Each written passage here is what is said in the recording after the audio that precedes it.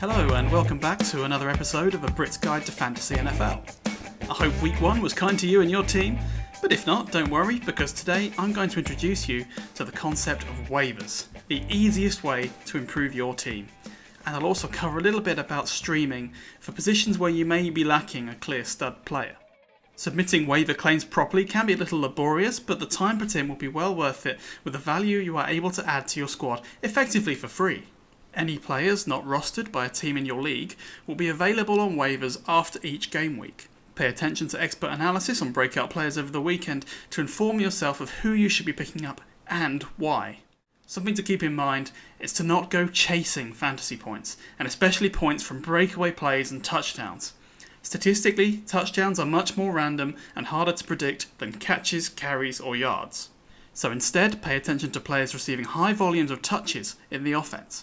These are significantly more repeatable statistics, and with volume, the touchdowns will come in time. To pick up any of these players, you'll of course need to drop a player from your squad. Make a list of the players you're interested in, and rank them alongside your own players to understand who you would be willing to give up. The answer may be no one, but more than likely there are ways you can improve your squad every week. As I covered in the last episode, waiver claims will need to be submitted by Tuesday night, with your claims then being processed or clearing in the early hours of Wednesday. The order in which waivers are processed is very important. The standard format for waiver priority is inverse of the standings, resetting after each week. So if you are bottom of the league, you will have the highest priority, and if you are top of the league, you will have the lowest priority.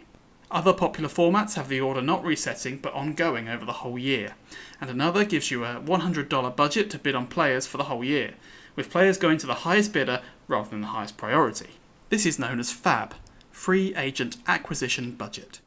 Once you make a successful waiver claim, you move to the back of the order. If a waiver claim is unsuccessful, for example if the player you want has been claimed by another team, or if the player you are dropping has already been dropped, you are not punished for this and you stay exactly where you are. So it pays to stack up a large number of waiver claims together. With your ranked pickups and drops, you'll be able to break this down into individual claims, which you can then order. The easiest way to explain this is with an example. My team this week needs improvement at wide receiver. I have 8 wide receivers on waivers that I am interested in, and 2 players I would like to drop to pick any of these up. Although once we get to the bottom of my list, my interest is lower and I would only drop Kenny Stills to pick these players up. So I will start by submitting waiver claims to drop Kenny Stills. I am 5th in the priority list, so I only need to submit a maximum of 5 claims on who to drop Kenny Stills for. Obviously, only one of these claims can be successful, so now if I want to pick up 2 players, I need to consider dropping Justin Jefferson too.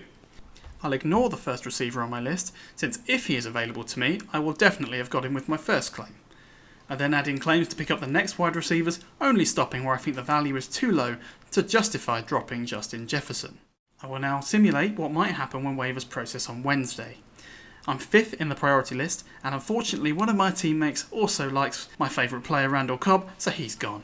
This means my first waiver claim is unsuccessful, but it doesn't matter because I've stacked several claims together, and here I actually get my second favourite, Rashad Perryman.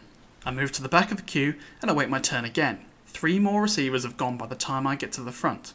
My remaining claims on dropping Kenny Stills are ignored, of course, and the first few claims on dropping Justin Jefferson are too ignored since those players have been taken already. I end up picking up Laviska Shenault and dropping to the back of the queue once again. In reality, this all happens instantly and without fanfare. You just find out who you got on Wednesday morning. Now, streaming is something that I've mentioned before. It can be a legitimate tactic that avoids spending a high draft pick on certain positions by using the value that is available on waivers each week. Any position can be streamed, although defenses, kickers and quarterbacks are probably the only ones you can guarantee success over a full season with. Streaming does take extra effort in terms of weekly research, but it can be very valuable. Kickers are the easiest position to stream, mostly because those locked and loaded starters your league mates drafted in the 9th round aren't actually very predictable in practice. To maximise your chances here, look for kickers on teams with high forecasted scorelines, preferably at home and or in a dome stadium, since the lack of wind increases accuracy. Defences are also relatively easy to stream, although the number of good matchups is not so many, so a league with 4 or 5 teams, streaming defense may be quite tough. Here you are simply looking for teams playing poor offenses, especially when there is a new starter at quarterback. For quarterbacks themselves, there are 32 starting players in the league, and every year each of them will put up a top 10 week at some point. almost without exception. These performances are relatively predictable too. Look for home games against porous defences in good weather. You can also look for QBs who are likely to be behind early and playing catch-up through 4 quarters, abandoning the run game in favour of the pass. Even if that QB throws 4 picks, they can usually recover those points fairly easily. See Jameis Winston and Blake Bortles from past years. I hope you've enjoyed this episode of A Brit's Guide to Fantasy NFL. I've covered the basics now fairly well, so going forward I intend to provide a weekly 5-minute roundup of injuries, breakouts and waiver picks. But if you have any other topics you would like me to cover, please feel free to let me know in the comments.